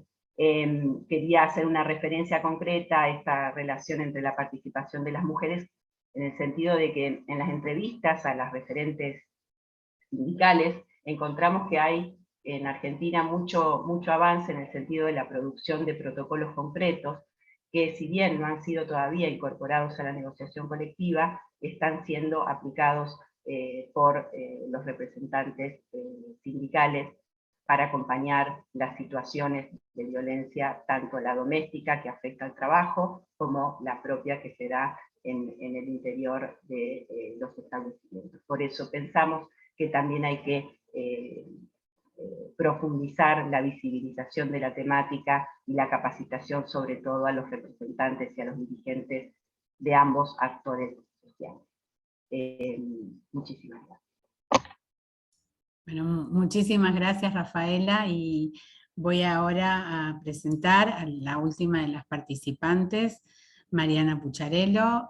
Mariana es doctora en Derecho, magistrada del Ministerio Público de la Defensa de la Ciudad Autónoma de Buenos Aires y profesora universitaria. Ella va a exponer sobre el tema de las vías de recurso y reparación y los aspectos procedimentales, administrativos y procesales judiciales. Mariana, tenés la palabra. Gracias, gracias Sandra. ¿Se escucha bien? Perfecto. Muy bien. Bueno, vamos a hacer rápido, así no nos pasamos, y no se me acusa de que aplico las normas de tiempo conforme no el cantón alemán, sino el de Ticino, dado el origen de mi apellido, que seguro que es más flexible. Bueno, me sumo a los agradecimientos, por supuesto, y quiero decir que realmente el ambiente de trabajo logrado en esta investigación fue un ambiente laboral libre, por supuesto, de acoso y de violencia. Fue excelente, gracias a que Marcela y Verónica se pusieron el trabajo al hombro, al comité consultivo que nos orientó, sobre todo al principio, a las compañeras, al aporte de Florencia, que es invalorable, en fin. ¿Y por qué digo esto en serio? Porque el ambiente de trabajo es un bien poco valorado por el derecho. O sea, se estudian más bien las reparaciones, las vías, los aspectos procedimentales, pero hay un hiperdesarrollo de la responsabilidad, pero poco de la gestión. Y creo que esto es un déficit que nos tenemos que pensar para ver cómo lo mejoramos, porque un ambiente de trabajo libre de acoso y violencia es fundamentalmente una cuestión de gestión. ¿En qué me voy a centrar? Yo no voy a hablar, la verdad que no voy a hacer un desarrollo tan amplio como hicieron mis compañeras, porque la parte procedimental procesal es una parte muy normativa, y eso sería muy aburrido. Así que simplemente voy a destacar algunas cosas que dice el convenio y marcar carencias que seguramente pueden ser interesantes también para los compañeros y compañeras de otros países, pensando que esto para nosotros fue un motivo de estudio y de inicio de otros estudios, y pensando que a lo mejor podemos hacer alguna cosa también a nivel latinoamericano para pensar cómo se va a aplicar este convenio en los distintos países, y podemos llegar a algunos aspectos comunes, ¿no? Que a lo mejor sería enriquecedor. Creo que a la OIT también le puede interesar, y también, por supuesto, le agradecemos a la OIT el acompañamiento que nos hace siempre. Bueno, ¿dónde están estos aspectos procedimentales o procesales fundamentalmente en el convenio 190? Está en el artículo 10. El artículo 10, además de obligar a hacer un seguimiento y control de las normas referidas a violencia laboral, conmina a los estados una serie de obligaciones de contenido procedimental procesal. El inciso B de este artículo obliga estrictamente a garantizar un fácil acceso a vías de recurso y reparación apropiadas y eficaces, y a mecanismos y procedimientos de notificación y de solución de conflictos en los casos de violencia y acoso en el mundo del trabajo, que sean seguros, equitativos y eficaces. Entre estos mecanismos menciona concretamente procedimientos de presentación de quejas e investigación, y si procede, mecanismos de solución de conflictos en el lugar de trabajo, mecanismos de solución de conflictos externos al lugar de trabajo, juzgados o tribunales, medidas de protección de los querellantes, víctimas, testigos e informantes frente a la victimización y represalias, y medidas de asistencia jurídica, social, médica y administrativa para los querellantes y las víctimas. Es decir, acá la prioridad es contar con mecanismos que garanticen seguridad, equidad y eficiencia, cualquiera sea su naturaleza. No obstante lo cual, el convenio da algunas pistas suficientes sobre qué tipo de herramientas podrían ser utilizadas. Y fíjense que por un lado se apunta a mecanismos de solución de conflicto que funcionen en forma interna, en el ámbito de trabajo o externa al lugar de trabajo, como podrían ser la mediación u otras formas de solución de conflictos no judicial. Y fíjense que yo creo que esto es general para todos los países. Esto podría aparejar modificaciones en el ámbito privado porque estos mecanismos en general no existen, salvo que vengan de la mano de la negociación colectiva. En general en las normas laborales, por ejemplo en nuestra ley de contrato de trabajo, lo que hay es cómo se aplican las sanciones a los trabajadores en el caso de faltas o incumplimientos, pero no hay una participación de las víctimas, ni un procedimiento tendiente a la prevención o a evitar o a reparar de alguna manera este tipo de faltas. Tampoco en el ámbito del derecho público, porque ante la falta cometida por un agente público se activa un mecanismo que es el del derecho administrativo sancionador. Y en el derecho administrativo sancionador es parecido al derecho penal, ¿no? Al proceso penal. Hay un acusador y un imputado. No hay participación de la víctima, no hay ninguna posibilidad de ofrecimiento de ninguna reparación. Y bueno, esto entonces podría aparejar muchas modificaciones. Por otro lado, se menciona que deben existir tribunales competentes, y vamos a ver que la recomendación hace hincapié en esto.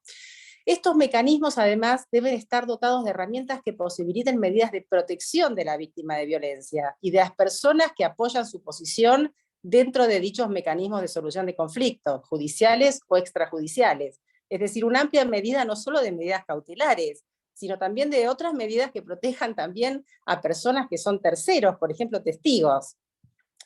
Además, a estas personas deben brindárseles medidas de asistencia de variada naturaleza, como vimos. Algunas existen y otras no. Entonces, en nuestro país hay algunas, pero faltan, y falta articulación de algunas de estas medidas. Después, el inciso C obliga a proteger la privacidad de las personas implicadas, así como la confidencialidad en la medida de lo posible, y según proceda, y velar porque estos requisitos no se utilicen de manera indebida. Y fíjense que la interpretación de esta obligación viene dada por la finalidad de la norma, que es evitar la indebida utilización de cualquiera de estos mecanismos con un fin distinto al juzgamiento y reparación de la conducta violenta. El alcance de esta obligación es muy amplio y se extendería no solo a las personas mencionadas en el inciso anterior, sino también a quien ocupa el rol de presunto responsable de dicha conducta. También algo que no está dicho expresamente, pero que nosotras agregamos, es que hay que evitar la banalización de estas denuncias, para que las denuncias en el caso de violencia no sean utilizadas con un fin diferente al de la reparación y reencauzamiento de la conducta disvaliosa. Tal vez en ese sentido había un temor de los empresarios en la firma de este convenio, pero bueno, realmente hay que poner un énfasis en esto para evitar que las denuncias, en un momento en que las denuncias se utilizan tanto con fines, digamos, espurios, que esto ocurra con estos mecanismos, que no harían otra cosa que deslegitimarlos. Bueno, el inciso D se refiere a la necesidad de que tienen que existir sanciones para los responsables de las conductas disvaliosas, aunque, como ya quedó dicho, la finalidad de la norma no es el punitivismo, sino la transformación social y la transformación de conductas que en otros momentos se consideraron, no sé si naturales, pero por lo menos justificadas. Acá lo que se propone es un cambio cultural de raíz y de amplio espectro.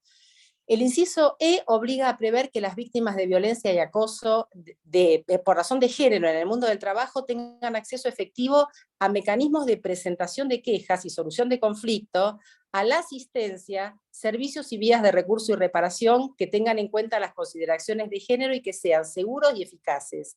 Acá la norma refuerza el acceso a vías de queja y protección de quienes sufren una subespecie de violencia y acoso, que es la motivada en el género.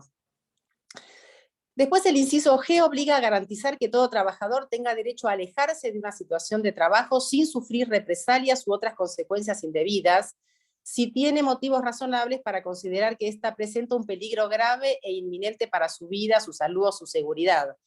Esto está relacionado con lo que dijimos del inciso B y tiene que ver con medidas cautelares. El inciso H, por último, faculta que la Inspección del Trabajo pueda intervenir en casos de violencia laboral adoptando las medidas urgentes que sean menester tomar, pero nosotros detectamos que la Inspección del Trabajo no actúa en estos casos, es decir, todavía falta capacitación, instrucción en ese sentido, porque tal vez estarían en condiciones de actuar, pero no lo hacen. Por último, quiero decir que es muy importante destacar que tanto el convenio 190 como la recomendación 206 hacen mención a la necesidad de contar con organismos especializados en la materia. Ello se ve particularmente en el texto de la recomendación, que en su artículo 16, inciso A, hace referencia a la necesidad de contar con, y esto es textual, tribunales con personal especializado en asuntos de violencia y acoso por razón de género, con unidades especializadas de la policía o de agentes con formación específica para ayudar a las víctimas, y con inspectores del trabajo, nuevamente viene el tema de la inspección, y agentes de otras autoridades competentes que hayan recibido formación específica sobre las cuestiones de género para poder detectar y tratar la violencia y el acoso en el mundo del trabajo, incluidos los peligros y riesgos psicosociales, la violencia y el acoso por razón de género, y la discriminación ejercida contra determinados grupos de trabajadores. O sea, un amplio espectro de conductas que tienen que ver con el flagelo del que trata el convenio. Por último, también se menciona la posibilidad de recurrir a la inversión de la carga de la prueba como mecanismo para superar dificultades probatorias que todos sabemos que son tremendas en el ámbito del derecho. Esto se usa en la Argentina en algunos casos de discriminación, puntualmente, valoraciones de escrutinios estrictos que se hacen en algunos casos jurisprudenciales que estudiamos, pero lo plantea como una herramienta que muy útil que el convenio deja planteado. En fin, con esto nada más quise señalar lo puntual, lo que dice el convenio, los aspectos a lo mejor más, donde notamos mayores vacíos, y simplemente quedamos abiertos por si alguien quiere dialogar con esto, así no ocupamos más tiempo, pero bueno, creemos que hay un gran trabajo para hacer. Y bueno, este es el primer paso del trabajo. Seguramente habrá oportunidades de mejorarlo y de irlo trabajando, y si fuera en un ámbito latinoamericano creo que sería excepcional. Muchísimas gracias a todos, a todas, por permitirme esta participación y por su atención. Cariños a todos les amigues. Bueno, muchísimas gracias, Mariana. Yo reflexionaba sobre este último punto, donde en Uruguay la Inspección General del Trabajo está teniendo una importancia fundamental en los temas de denuncias por acoso y violencia, y que afortunadamente, digo, está funcionando muy bien. Pero, digo, igualmente siempre están faltando muchas cosas. Bueno, estamos ahora en condiciones, digo, no he visto que nadie quiera hacer ampliaciones y demás. Los informes han sido todos muy ricos, abundantes, quedan muchas cosas, pero bueno, tuve la suerte de estar leyendo el informe que ustedes hicieron, y realmente es una herramienta muy importante que nos va a servir a todos de ejemplo y guía para la aplicación del convenio 190, los países que lo ratificaron, y la recomendación 206 para aquellos que no.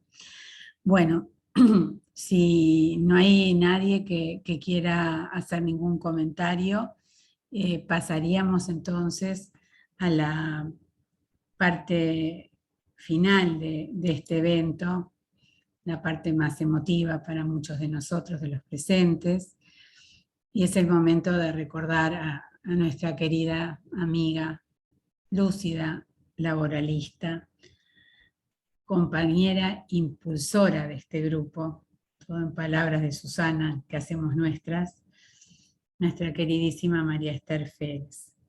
Los organizadores le han pedido a otra muy querida amiga que se encuentra presente, a la profesora Zita Tinoco de Colombia, para que dirija unas palabras de homenaje.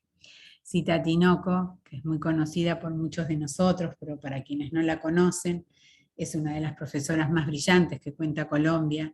Es asesora sindical y representante de este sector ante el OIT.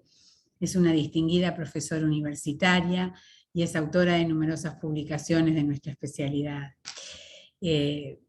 Yo quiero darle la palabra a Zita, pero antes quiero robarle solamente un minuto para decir que en el recuerdo de todos los ex becarios uruguayos, María Esther está absolutamente presente y siempre lo estará, y que no hay palabras que nosotros podamos decir con relación al dolor que nos ha producido su partida, y que creo que todos los que estamos aquí tenemos, y la conocimos, tenemos ese sentimiento. Cita, te doy la palabra a ti para escucharte con toda atención.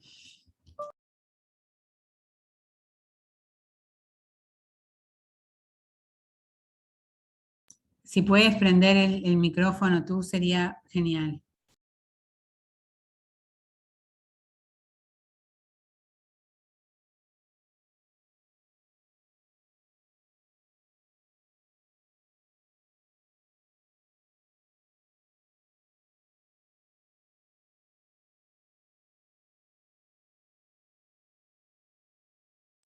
Yo no estoy pudiendo desde acá, no sé, Vero, a ver si podés ahí ayudarla. Sí, yo lo estoy intentando también. Estoy solicitando que reactive el audio, pero Ella está pidiendo ayuda ahí. debería aparecerle un cartelito. Cita, no sé si te aparece un cartelito.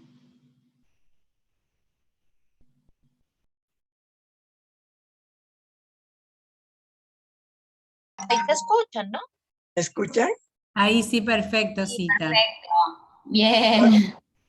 Ok, aquí vino la técnica de mi hija a ayudarme. Bueno, de verdad, primero felicitar al grupo argentino por ese trabajo tan maravilloso que hicieron sobre el convenio 190. Participé en esa discusión en OIT y de verdad fue una gran emoción con lágrimas el día que lo votó la conferencia. Es un trabajo que nos va a servir a todos. Y entrando en materia, quiero agradecer a todos, de verdad, este homenaje a María Esther, que es un esfuerzo grande. Quería mostrar, escribí unas palabras para evitar la descoordinación que puede causar la emoción. Y bueno, entonces, como todos sabemos, el pasado 4 de agosto de 2021, como es de conocimiento, partió de nuestro entorno la amiga entrañable, compañera, colega del grupo de expertos latinoamericanos en relaciones de trabajo, impartido por la Universidad de Bolonia, centro de la OIT, Universidad de Castilla-La Mancha, quien con su elocuencia y belleza siempre nos acompañó, con fuerza propia, como jurista destacada, amiga, colega, defensora de la justicia social, esposa y madre. Este es un homenaje a la vida. Formulo la reflexión sobre la muerte, preciso, sobre la vida y la muerte. La muerte tiene la particularidad de despertar nuestros miedos, curiosidades, en especial nos lleva a reflexionar sobre el sentido de la vida. No sabemos cuándo, en dónde, por qué, de qué morirás y a qué hora llegará. Es entonces cuando una se pone a pensar, ¿por qué vivimos? ¿Para qué vivimos? ¿O si vale la pena vivir? Puede que haya quien no se lo pregunte. Hay quienes nacen, caminan y trabajan y un día se les fue la vida. De pronto se preguntan si han sacado partido al tiempo de vivir, es decir, si pueden morir satisfechos, porque asumen sus ideales, confirman y dinamizan su identidad por entenderse y por entender a los demás. Estoy segura que nuestra gran amiga María Esther pudo morir plena de satisfacción. Desde su temprana juventud, llena de sueños, sus ideales la llevan a formarse como experta en derecho laboral. Se desempeña en diversos e importantes cargos orientados a la protección formación de los derechos de los trabajadores y de la justicia social. Razón por la cual en este homenaje cito un poema de una poetisa colombiana, Dora Castellanos, quien cumplió el pasado mes 100 años y es miembro de, es miembro del Centro Nacional de la Lengua de Colombia. Se llama Ella y la muerte. No importa morir. Algún día su corazón será una dalia, una rosa, un jacinto, un lirio o simplemente una palabra. Estará viva en lo que dijo, lo que asperjó cada mañana, el grano de luz sembrado en el jardín de nuestras almas. Quiere quedarse entre nosotros, en la salmuera de las lágrimas, en el alveolo de las hieles, en el temblor de las pestañas. Así, cuando venga la muerte como una amiga que nos ama, no morirá, que para siempre estará viva en sus palabras. Vive para siempre en sus palabras, en el grano de luz sembrado. Crece y crecerá como jurista, en la elocuencia propia generada, como funcionaria en el Ministerio del Trabajo y Previsión Social, parte del equipo jurídico del ministro, en la Comisión Nacional de Conflictos, en fin, en múltiples actividades.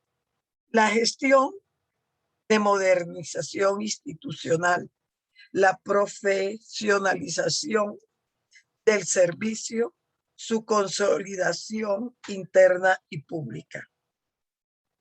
Los más de 1000 dictámenes elaborados en su tiempo como directora y todo lo que creó, voy a resumir todos los documentos que ella creó que se estudiaron a través de las distintas unidades.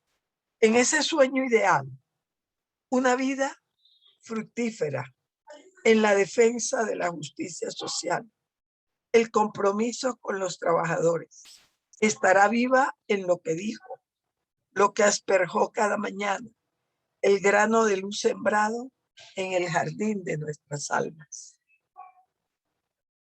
El reconocimiento a su belleza, a su condición de mujer jurista, inteligente y brillante, nuestro lazo común en la experiencia positiva, unificadora de la Universidad de Bolonia, Castilla-La Mancha, OIT, a nivel académico, de amistad establecido con todos y cada uno de nosotros, sus compañeros y compañeras. Como coordinadora del grupo de especialistas chilenos en relaciones laborales, es becarios, egresados de cursos anuales, del cual ella como experta salió en el año de 1990. Organizadora del segundo encuentro de especialistas latinoamericanos, precisamente en Santiago, en 1993, y en donde surge el apoyo de todos y cada uno de nosotros, porque el curso no se pierda, dado que no contaba con el apoyo ni los fondos. Entonces, aquí quiero hacer un recuento que los colegas argentinos y muchos de ustedes recordarán. En Cusco se da el siguiente encuentro, Cusco, Perú. Y ahí seguía Colombia. Se da una discusión porque se piensa en las estrellas negras del aeropuerto de Bogotá en su momento. Hoy en día no. Y en la violencia y que si nos vamos a Buenos Aires. En ese momento, como coordinadora que fui del grupo, bueno, se da la discusión y el encuentro se viene a Cartagena. Y allí, en la ciudad de Cartagena, Colombia, el siguiente encuentro. Luego vamos a ir a Buenos Aires. Ahí me recuerda una idea que expusimos en ese momento en Cusco. Se dijo, Cartagena de Indias, Cartagena del Mar, Cartagena, tesoro de leyendas, Cartagena, reliquia colonial. Verso que hizo realidad María Esther. Verso que cuando estamos al final de nuestro encuentro en Isla del Rosario, ¿por qué razón no llegó con el grupo? Llega en una pequeña embarcación saludándonos a todos con su hermosura y generosa condición de mujer. Al grupo de amigos y compañeros chilenos abrazamos con profundo sentimiento de cariño, igual a su familia, a todos nuestros compañeros, amigos boloñeses ante la pérdida de nuestra siempre María Esther. No importa morir. Algún día su corazón será una dalia, una rosa, un jacinto, un lirio o implemente una palabra. Estará viva en lo que dijo, lo que asperjó cada mañana, el grano de luz sembrado en el jardín de nuestras almas. Celebremos la vida, pasa en su tumba. Gracias a todos ustedes, compañeros. Bueno, difícil hablar ahora. Difícil. Gracias, Cita. Nadie mejor que vos para hacer este recuerdo. Gracias a todos, a los amigos chilenos. Un abrazo apretado. Rafael, Rodrigo. Digo, a todos A nosotros. todos. A todos Regina. nosotros. Esto nos hace muy Rodrigo, unidos. ¿qué habla? Realmente, Marcel, perdón, no te escuché. ¿Qué decías? No, estás muteada. Rodrigo está pidiendo la palabra. Rodrigo. Es difícil hablar de María Esther. Nos hace falta. Estamos en unos tiempos sumamente complicados en Chile. Estamos con una convención constitucional que está analizando, preparando una nueva constitución, a puertas con nuevas elecciones, muy complicada, con una dispersión de los partidos políticos realmente inimaginable. Y con nuestra clase obrera votada. No han sido capaces de organizarse. Y ahí echamos de menos a María Esther. Nos hace falta. Todos la conocimos. Yo la conocí por allá por el año 89, cuando volvió de su exilio en Alemania. Después fuimos compañeros en Bolonia en el año 90. Y nos mantuvimos con una relación realmente muy cercana, no exenta de controversia, porque la María Esther tenía su genio. Hizo cosas maravillosas. Cuando fue directora del trabajo, creó una especie de comité para discutir dictámenes que pudieran ser de importancia en materia de derecho del trabajo.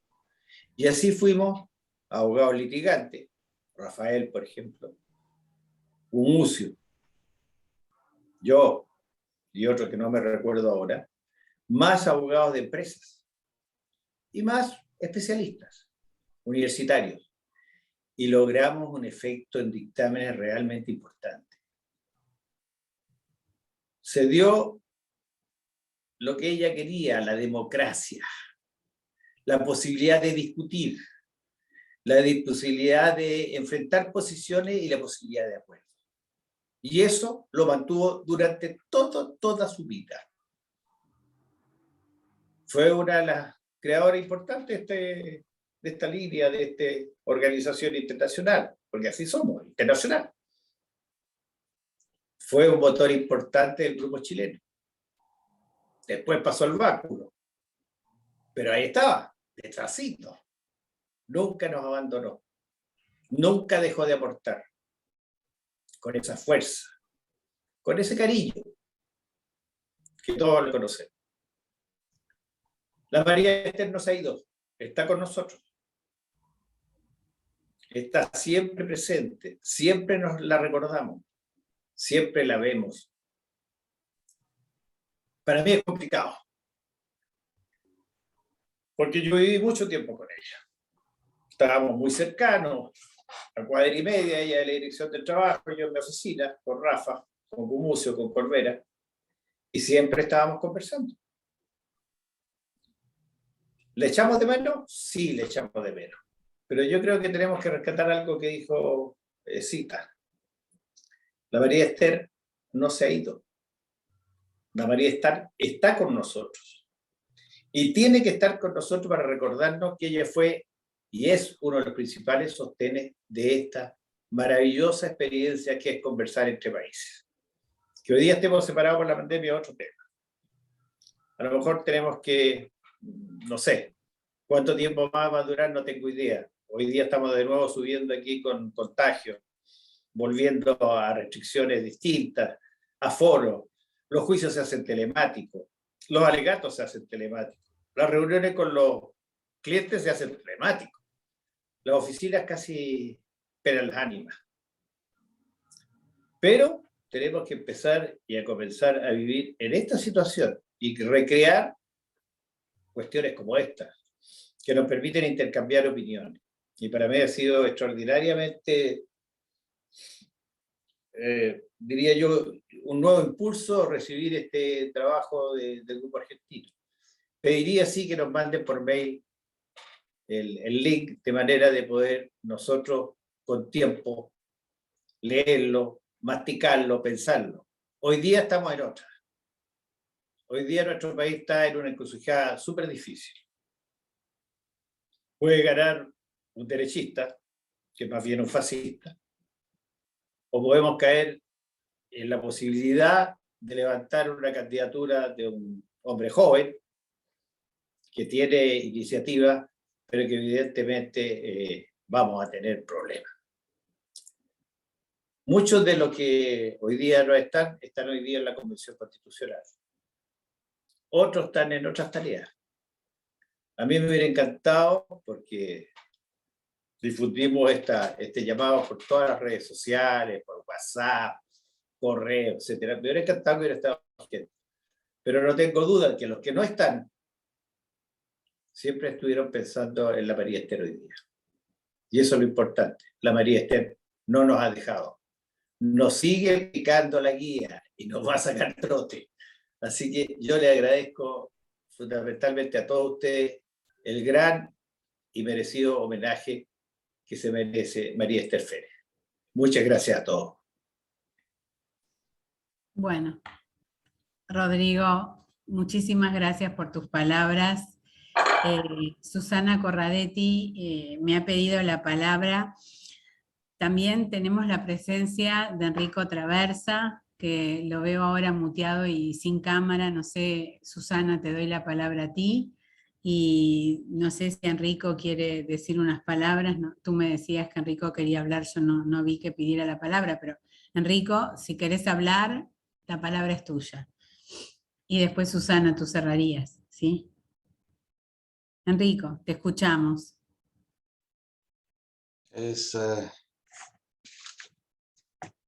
Un cordial saludo a todos después de muchos años. Es un placer grande volver a ver todos ustedes y estamos todos conmovidos por este homenaje que Zita lo pronunció con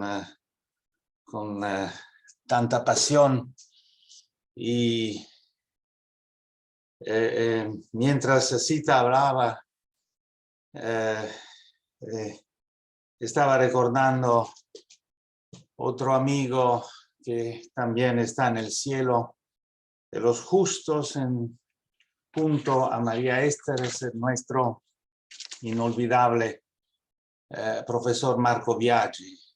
Todos los profesores de derecho laboral que vivieron para un ideal de justicia social no mueren nunca. Siguen viviendo en nuestro recuerdo en los cielos de los justos que han bien merecido durante su vida. Tengo un recuerdo muy lindo de María Esther en Cartagena de Indias, en Bolonia, por supuesto, y siempre llevaré conmigo el recuerdo de su alegría. Era una mujer alegre, con pasión, una mujer completa, una profesora, una jurista, una amiga. Aprovecho esta ocasión de volver a hablar con todos ustedes para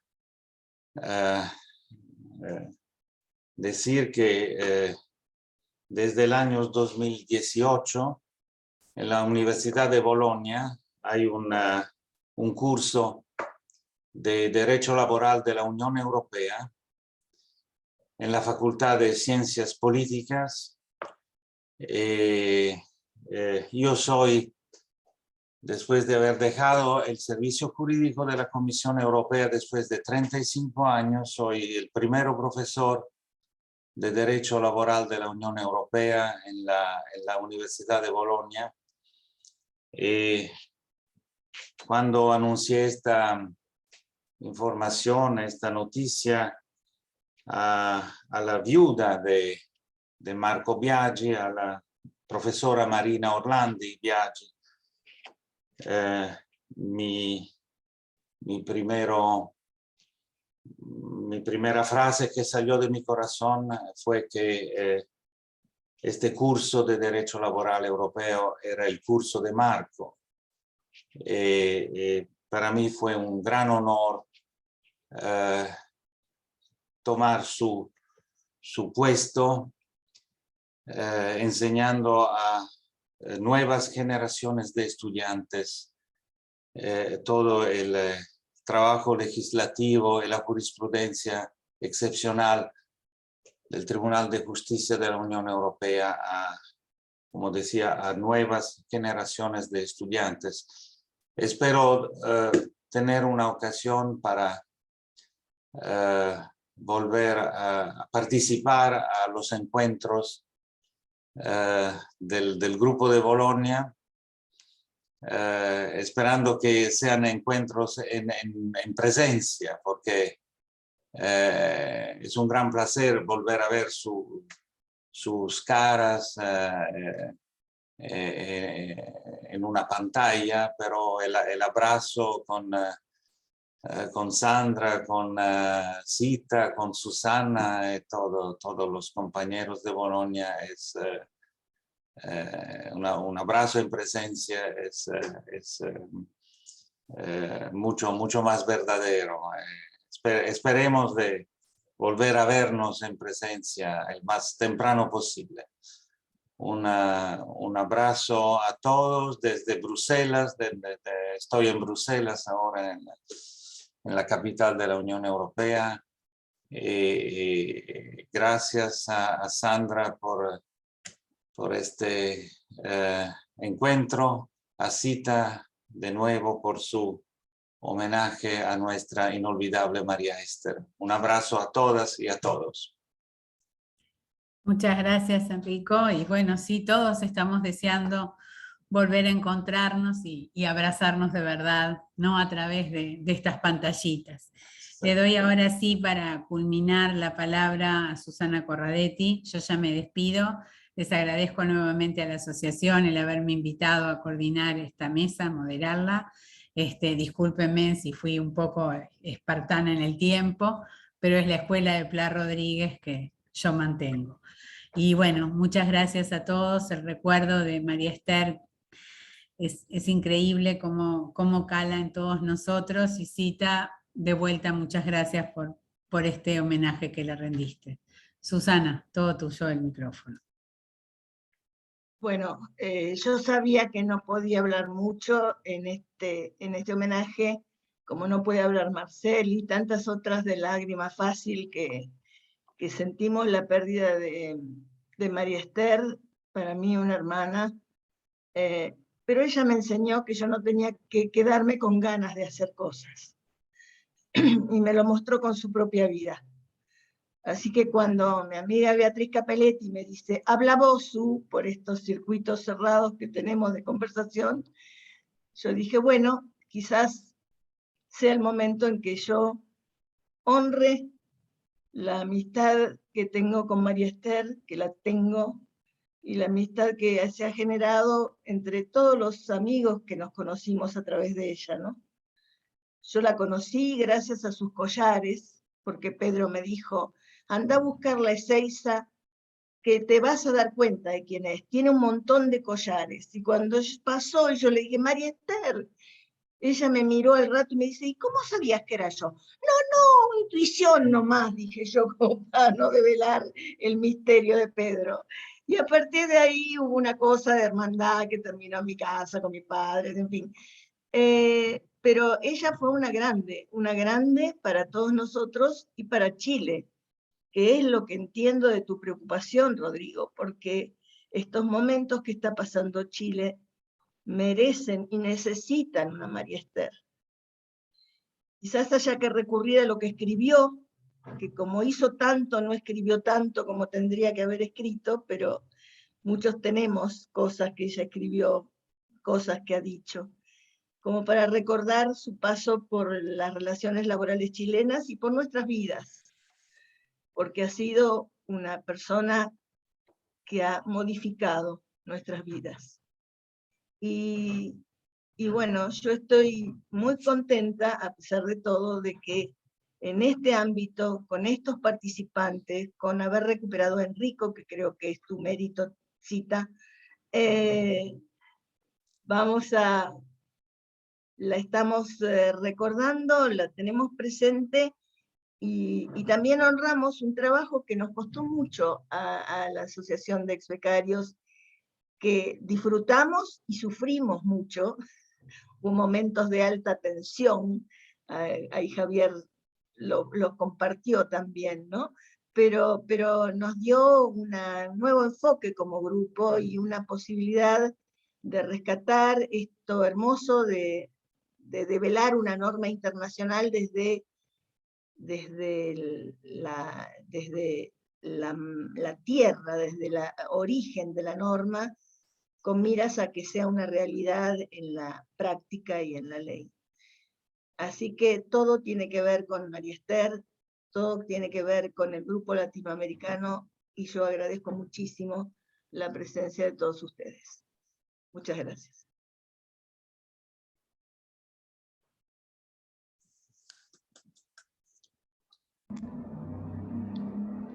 Muchas gracias a todos. Besos. Feliz de verlos. Chao, gracias. Chao.